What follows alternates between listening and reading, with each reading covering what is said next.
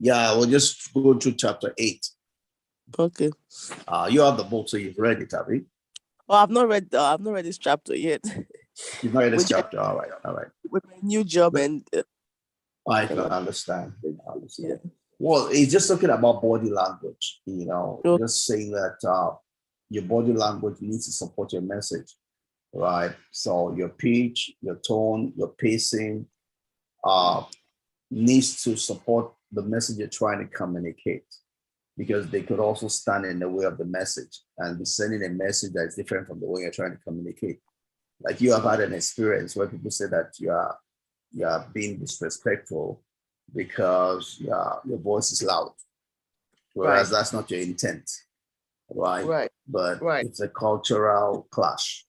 From their culture, it looks like it's this, whereas that's not the intent.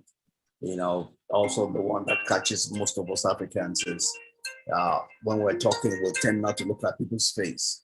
And they tend to interpret it as not being confident, whereas that's not the truth, but just a cultural thing, So you have to be aware of your audience and, do all you need to do such that your body carriage, your presence, your dressing, your tone, your pitch, your pace supports the message and rather stand in the way of the message. Right. So it's something one has to go to.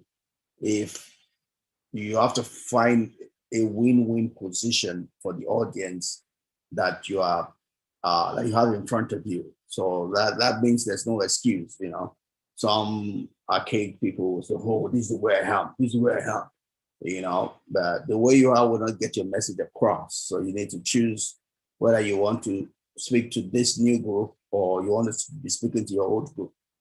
If you want to speak to this new group, then you need to change or adapt your body language to be able to send the message across. Like Paul will say, I became all things to all men just to win them. So when we come in a communication position and want to pass that message across, duty beholds us to be able to continue to learn how to adapt our message in such a way that our body language doesn't stand in the way of our communication. Yeah, so that's what it's talking here about dressing, and I'm going to go on to slide 12 here. He's just saying that, and this is a quote by Winston Churchill, that if you have a message, you have a point to pass across, and make sure that you re-emphasize that point, and don't let it be covered by all the other things you have to say. Because sometimes some people get carried away by trying to do explanations, and the explanation becloud the main message. So people go away with something different from what they're supposed to go away with. It's good to make explanations and do connections, but you must make sure that people don't miss the core of the message you're trying to pass across. Right. So, so that's pretty much a summary of it all. I'm going to run through a bit of the exercise here. It just talks about what each person's experience has been when you're in a place where you get bored. The person that is speaking to you that is not connecting with you, how do you show that? We show, some of us look at our wristwatch just to think about the time, how much time we have to suffer, that particular occasion.